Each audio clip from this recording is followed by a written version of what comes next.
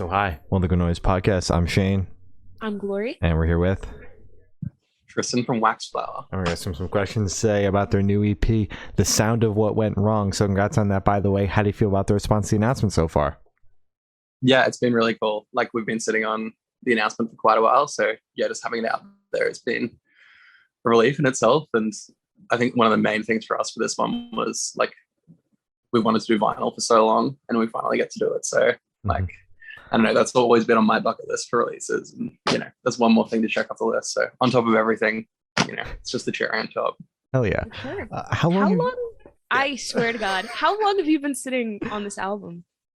EP? So we recorded it it was mid last year. Mid last year, maybe June, I think.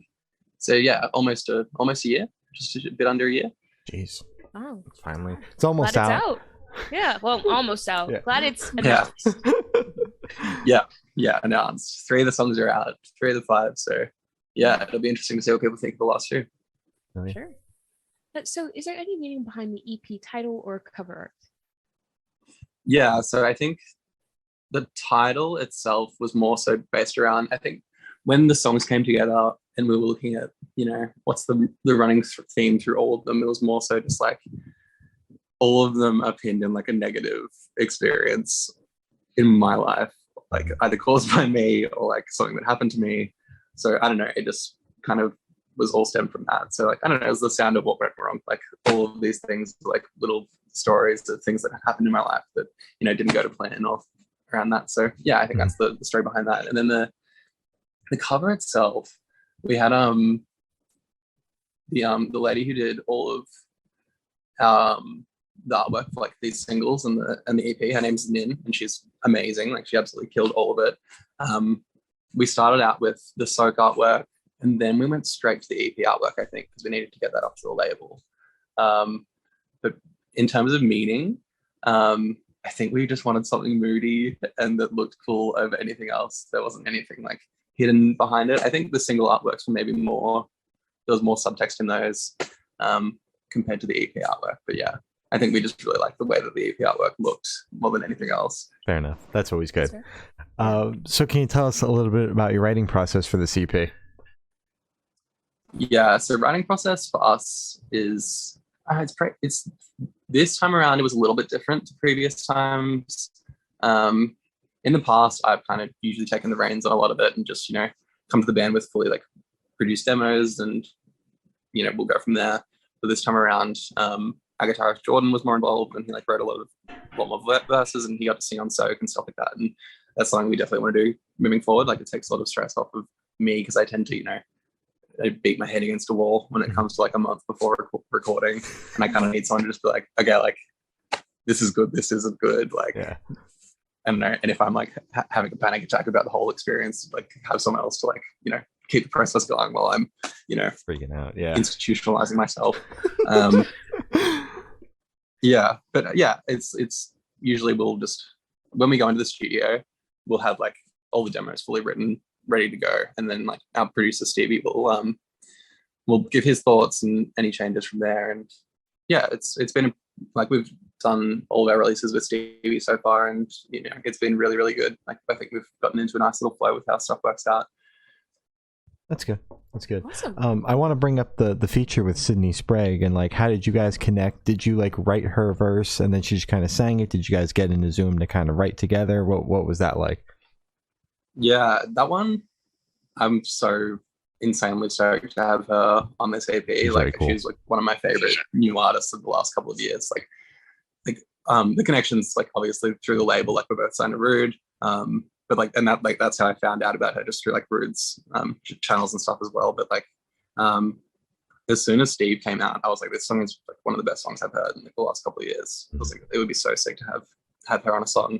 And we kind of had like the song was already written that she sings on, and the bridge of that song, which isn't that song's not out yet, but the bridge of that song is kind of like a back and forth between like the two characters, like, and I was like, if there's any time that we're going to do like a feature on this EP, like it should be here. And yeah, we just reached out and we're like, hey, here's the song, like, would you have any interest in featuring on it? And like, luckily she said yes, and it turned out amazing. Like, she just recorded her parts at home and sent them through to Stevie, and like, yeah, it was just super easy, like super easy to work with. Like, couldn't say better things. Hell yeah. That's awesome. All right. So I want you to tell us your favorite lyric off this EP and the meaning behind it. My favorite lyric off this EP. Yeah, I think it's probably off that song, actually. There's a lyric that's like, I think I'm mourning the loss of something I never had, which is more so based around, like, I don't know, the idea of like having to give up something, the idea of something, more so than actually having it in the first place. Giving up the expectation of gaining that thing, or even wanting it in the future, which was, I don't know, and like that's part of that verse that Sydney sings on, so it made that part even more special for me. Hell yeah. All right. So where was your headspace at while you were writing this EP? Interesting one. It was like probably all written during COVID, so probably pretty down. Like there are some glimmers of hope through it, for sure, but most of it is pretty emo, if you could call it that. I think that's just typically where my brain tends to go when writing lyrics and stuff for like this sort of music. Like, it's usually like writing happy music doesn't come to me naturally, for sure. But I think, this EP is maybe even a little bit more, down in the dumps than the last one. Okay. Well, like based off the title alone, you're like, this isn't going to be a happy experience. No. So how do you recommend your fans to listen to this EP for the first time? Should they play it in the car with friends, dark with headphones on? Should they blast it at a party? What do you personally recommend? I would say, in your bedroom, headphones on, whole thing in one go. That's like how I would listen to it. I don't know. That's how I listen to like most music anyway. I think it's like one of those albums, like, lose yourself in it for like the first one, and then from there, jam it in the car, put it on at the party, do whatever you need to do with it. Like, even though it is like pretty somber in tone, like lyrically, like some of the songs are like pretty pop. Like two of the singles have been really pop. Definitely. The two songs that aren't out yet are like maybe a little bit more down like the emo route, but I don't know. I always like when any band releases a new piece of work, I always like to listen through the whole thing in one go and like pay like the utmost attention to it, just like give it the respect that it deserves. And I don't know, it's one of those things like when you're in a like when you're releasing music yourself, you kind of like, that's how I would want people to listen to it, but it's not how it goes for the most part. Like, I think people find our music like mostly just through like Spotify playlists and stuff like that now. So I don't know, it'll be an interesting one. It's always interesting to hear how people came across the music in the first place, whether they like saw us at a show or they like came across this on a playlist or anything. I don't know, there's just so many like ways that people can get into a band now. It's really cool. It is very cool. For sure. How did you listen to the EP? Like, when you got the masters, you're like, all right, it's time to fucking check this out. How did you listen to it for the first time? It's an interesting one. I like, because there's so many steps in the process. It's like we already have the demos and I beat them to death before we even go into the studio, like analyzing them. You're fucking sick of them already. And then they kind of get revitalized in the studio. And like you get the mixes back. Like, we'll get desk bounces back, which like aren't even mixed. They're just like Stevie will send us the like what we did that day.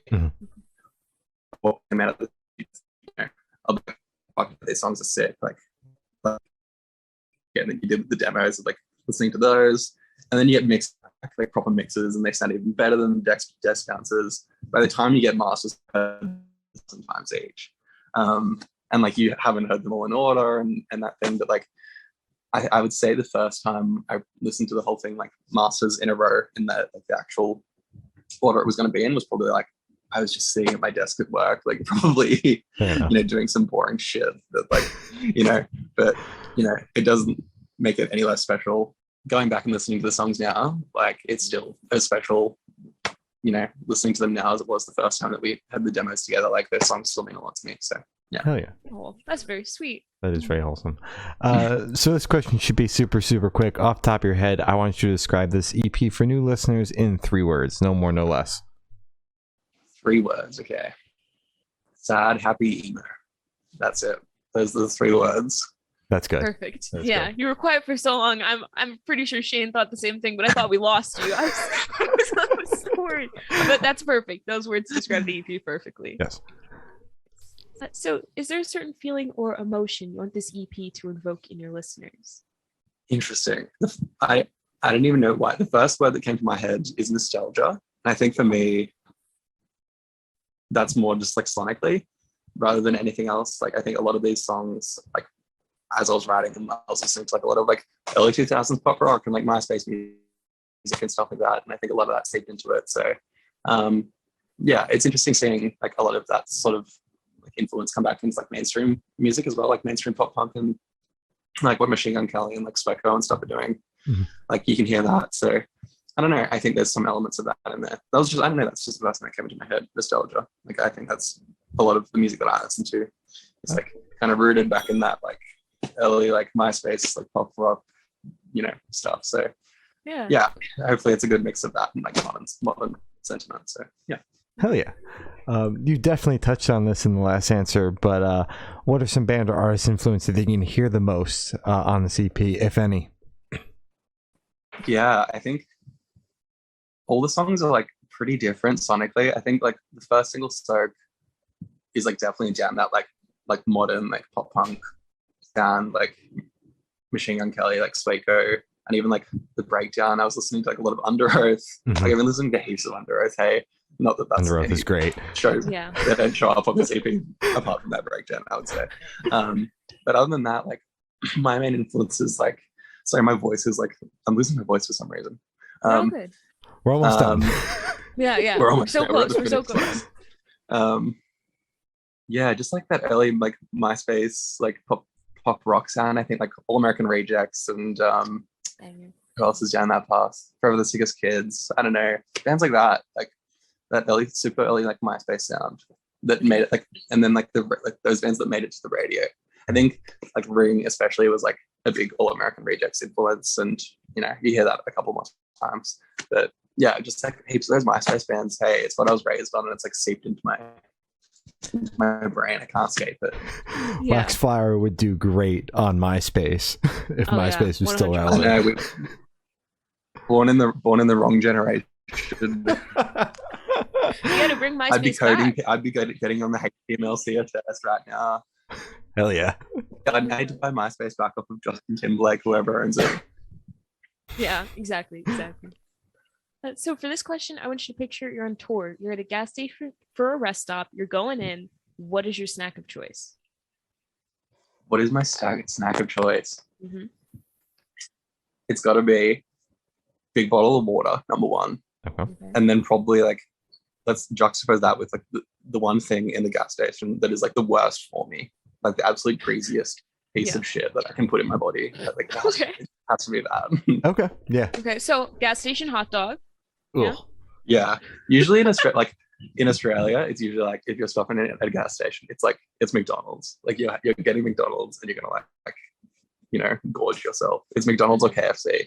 The only other options are like a meat pie or a sausage roll from like the like Bay Marie thing, which is like if you do that, you will just like immediately get sick and die. Yeah, I didn't know you could get like meat pies from a gas station. I feel like that's just something that you should know to stay away from. You should know. You guys got fancy ass gas stations over there with McDonald's and stuff. We got like fucking rinky dink convenience stores that like have old ass hot dogs and like questionable pizza, and that's about it. Yep. Hopefully one day I'll get to see. Hopefully one day you'll get to experience it at some point. Hopefully. That's the cultural experience I want. Oh yeah. So on the topic of food, if the band was a dish, what dish would the band be and why? If the band was a dish, what's the widest food? What is the whitest food? Probably just like a piece of toast, unbuttered. No spread. I think that's us. Just like 4 white guys, the whitest guys in the world. At least you're self-aware about it. Yeah. So just like, is this just white bread? Is this whole wheat? Like, it's gotta be white bread. It's just like white bread from the supermarket. It's not even like bakery bread. It's just like, mediocre white bread, but toasted. It's a little bit special. Okay. All right. But it sat out a little too long, so it got like this like hard, like almost stale kind of taste to it going on. Yeah, it sat out for a couple bit. Yeah. It's a little bit moldy. It's a little bit moldy. Oh. It's from when MySpace was cool. Oh my god! It's an old ass piece of bread. That's not even toast. Yeah. Okay. So for these last couple questions, we're actually going to shift away from music, if that's okay with you. Yeah. Sick. So we're actually going to go straight to death row. Boom. So if you're on death row, what would your last meal be with a drink? With a drink. With a drink. Okay, with a drink. Last meal. I don't know if you guys have this in the US, but in Australia at KFC, there's this burger called the Zinger. And it's basically just like a spicy chicken sandwich, but it's like the best thing in the world. It's like my go-to like hungover food. So I would get like a Zinger box, which is like the burger and like fries and potato and gravy. That's the meal. And for a drink, I'd probably do like a huge fuck off beer. Mm-hmm. Just like a straight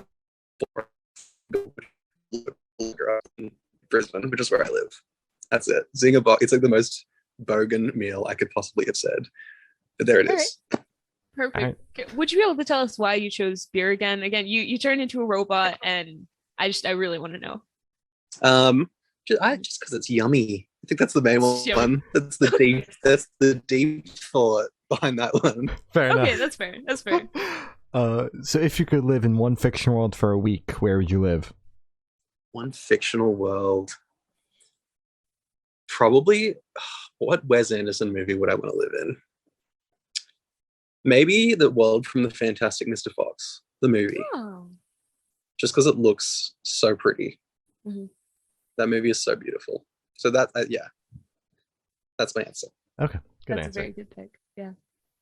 So I have the honor of asking the last question. Every single person we've spoken to has actually said it is the most important question. Okay. What is your favorite color? My favorite color, black. It's just black. Like, it's all I wear. Mm-hmm. It's so, like, it's such a cop-out answer too. If it wasn't black, purple. Purple. Because in my mind, it's so close to black, but I don't know why I think that. I'll leave that up to the listeners. They can figure that out. Okay. All right. That's fair. So as Glory What's said... the subtext there? So as Glory said, that's all the questions we have today. Is there anything that you would like to plug? No, just the EP's out on a date that I should know that I don't. April 29th, I believe. Yeah, April 29th. The EP's out on April 29th. Hire me. Yeah, you're hired. You can be the official date spooker. Thank you. Congratulations, Shane. Hell yeah. Next time I'm on the podcast, it'll just be you. Go listen to the EP. Go listen to this. There's 3 songs out, Circling and the Drama Scene Now. Give them a listen, and if you're listening from Australia, I don't know when this comes out, but we're on tour with Trophy Eyes at the moment, so coming out to a show, and say hey. Hell yeah. But yeah, thank you so much for having me on the podcast, guys. Really appreciate it. Of course, yeah. Well, thank you for now. That's been Tristan from Waxflower, and we have been the Good Noise Podcast.